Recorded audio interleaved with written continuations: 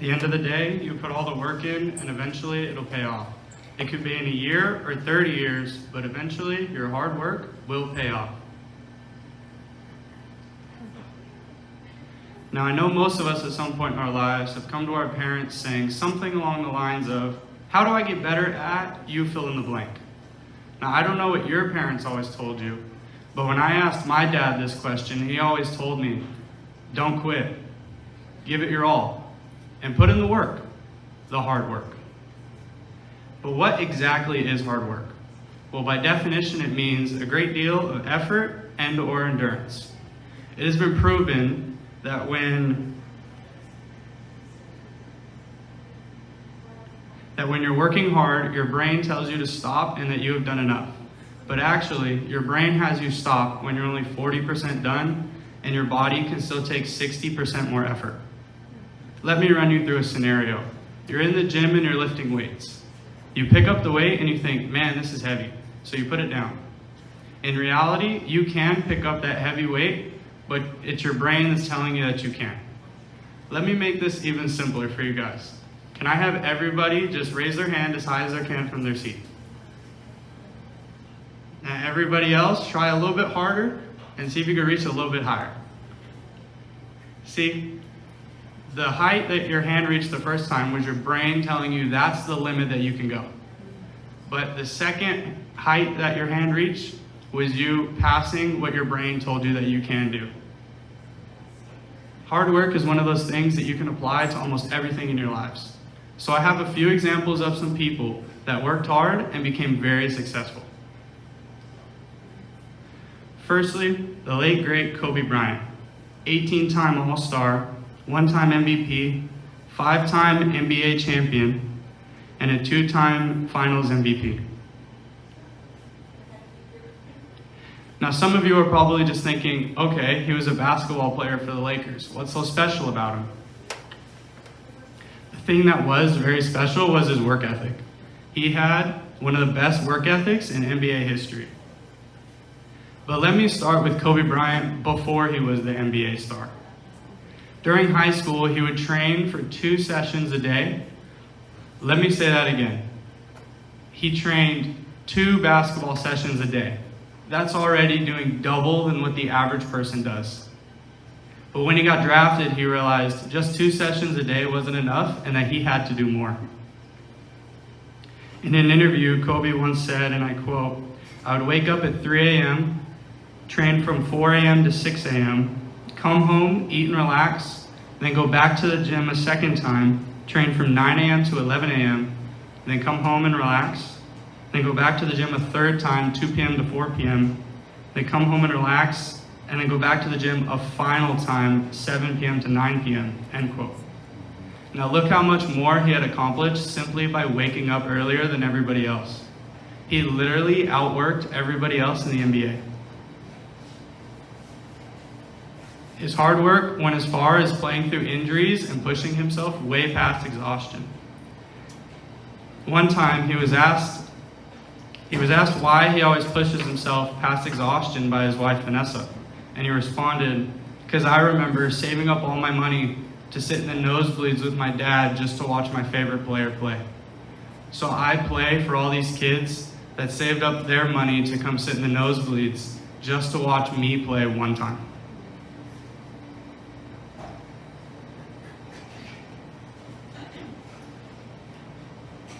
I have this tattoo on my wrist that says believe, because my mother's always talking about either if you don't believe in yourself, then who's going to believe in you? And I think that was one of the benefits of being an athlete that was always overlooked, in my opinion. It forced me to work harder. You know, look, I always try to outwork people, right? That's just how I made my mark. So the game was at 7. I was like, you know what? I'm going to come to the Staples Center because we're playing. This one, the Lakers had Kobe and Shaq. Okay, this is like the championship Lakers. So you know, I'm going to get there at 3 o'clock. I want to make sure I make 400 game shots before I go back into the room, and then I sit in the zone and I get ready for the game. Who do I see? I see Kobe Bryant, already working out. So once I set my foot across that line, I started working out. And so I worked out for a good hour and a half. And when I came off, after I was done, I sat down, and of course I still heard the ball bouncing. I looked down like, this guy's still working out. He's watching him, he was working out. Like, it looks like he was in a dead sweat when I got there. And he's still going. And it's not like his moves are nonchalant, lazy. He's doing like game moves. You know, I sit there and I lace my shoes and I'm like, oh, this is, I sit out there, gosh, another 25 minutes. And he got done. I said, okay, I think that's it enough. Go play, you know, come back, get in the sauna, get ready for a game. That game, he drops 4 games. Okay? And after the game is over, I'm like, I have to ask this guy. Like, I have to understand, like, why you work like that. So after the game, I'm like, hey, Cole, like, why were you in the gym for so long? He's like, because I saw you come in. And I wanted you to know that it doesn't matter how hard you work, that I'm willing to work harder than you. Wow. You inspire me to be better. Right. And it was the first time I started to see this level of competitiveness where I said, I need to start doing more. Wow. But you never get better if you're not willing to put in the time. And basketball is very similar to the game of life. There's going to be ups and downs. It's not always going to be easy. There are going to be challenges. There's still going to be curveballs thrown at me. But if you put in the work and you constantly put in the work, that's the only way you're going to grow.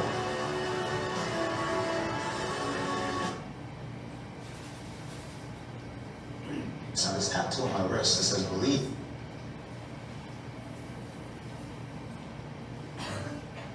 Kobe isn't considered one of the best because because of his talent. Because he was trusted to make the game-winning shot countless times, and he missed. But he didn't let these missed shots get into his head. He is considered one of the best because he worked hard. Secondly, David Goggins. David Goggins is an internet influencer with a motto based on hard work. His journey goes from him being 300 pounds, abusive parents, and crazy social anxiety to becoming, quote-unquote, one of the baddest guys on the planet.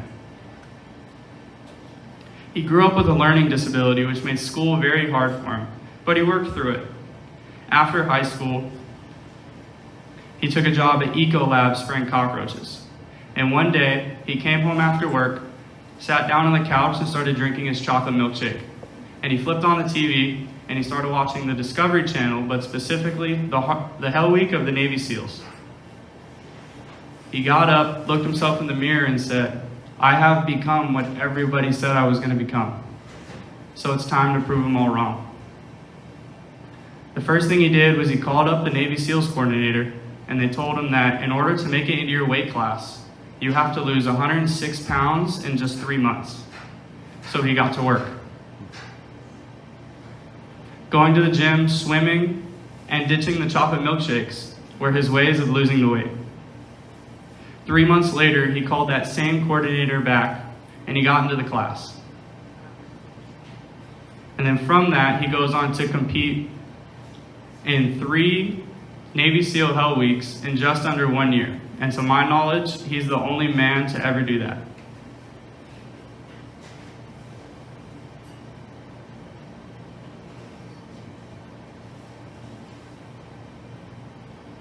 With a quote, be more than motivated, be more than driven, be so obsessed to where people think you're nuts, end quote.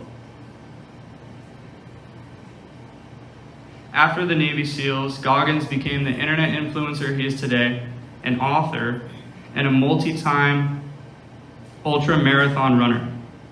He had to change his mindset and work hard to give his life a complete 180. Now I know what you're all thinking. You guys are you're just talking about celebrities. So let me bring things a little bit closer to home. Thirdly, Roger Stafford, my grandpa, the founder and owner of my family's business, Stafford's Discount Carpets. His journey starts with working for a man named Frank Pellegrino, also known as Crazy Frank. My grandpa worked 12 years for him on and off while he was on dialysis recovering from kidney failure. My grandpa would end up quitting Frank's, and then for the next few months during his daily travels, he would run into past customers, and they would always ask him, why don't you just open your own store? So the wheels started spinning. Him and my grandma sold the motorhome that they had for $2,500, found a building in San Bernardino for $2,000. This only left them $500 to start a business, but God provided.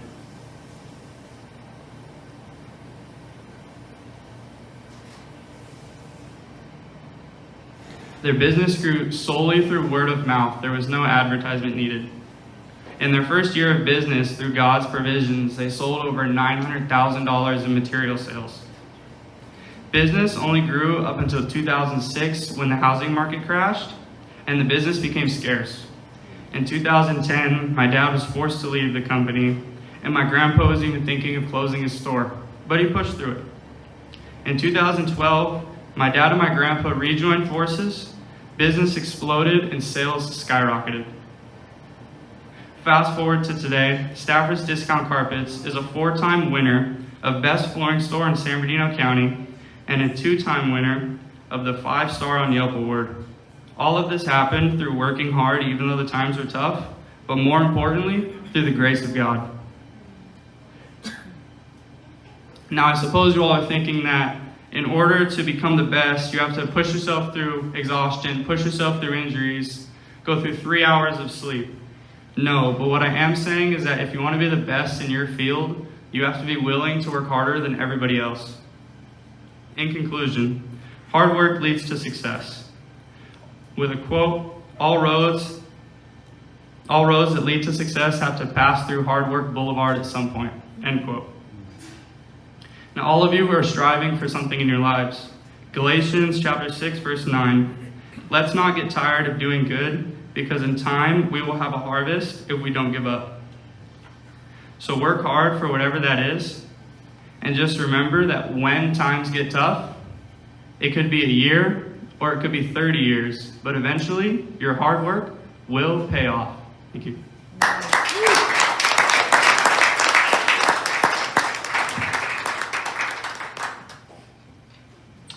Hunter, that was excellent. And great references, scripture, the grace of God working in our lives. But we know, and you know I'm sure, just by looking around you, there are a lot of people that are satisfied with just getting by and not working hard, right? Okay, we know mind, body, and spirit. We want to finish the race. We want to be overcomers. What do you think is, for those who just want to get by, who never do approach an attitude of working hard, why is that? And I'm sensing from your report that it's the example of others rather than their words that most influence, but would you perhaps add that to that? So why do people just not do this?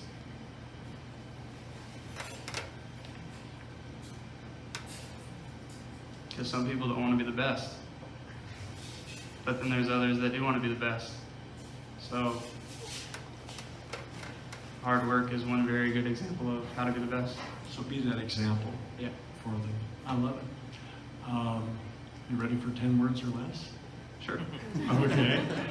10 words or less, what's your takeaway from this presentation, this experience? Work hard because it will pay off. Good job. Great job on your speech. You survived. Thank you. What I first thought about is, I love how you're talking about how hard work leads to success, and if you put in the work, you can work towards being the best.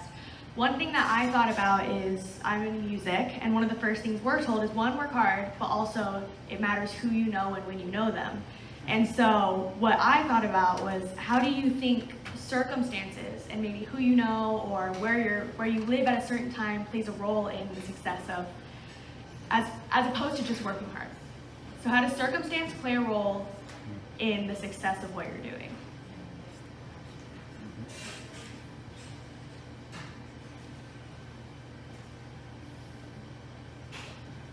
If you think it does, do you think circumstance plays a role too? Circumstance, in my opinion, not necessarily, because let's say you're in a bad position, but you can still have a role model that works hard that you can look up to. So you don't necessarily need to personally know a person. You just have a role model. Thank you for your time. We probably only have time for one more question, so you guys can rock, paper, scissors to see who wants it or something. All right, Hunter. Great job. Thank you. So I have a quote from you. More importantly, speaking about your grandpa, it was through the grace of God that he accomplished, and Mr. Hickok mentioned that as well. How do you balance your focus between hard work, focusing on hard work, and God's provision? How do you balance those, or how do you do that? Well, just as an example with my grandpa, he's always been a heavy believer in God, and so he knew that like opening his business, that God will provide for his business, but in the same time he still worked hard for what he has, but he knew that God would also provide for him. So providing business, providing the stuff he needs to run a business, all that kind of stuff. All right. Thank you. Good job. Round of applause for Hunter.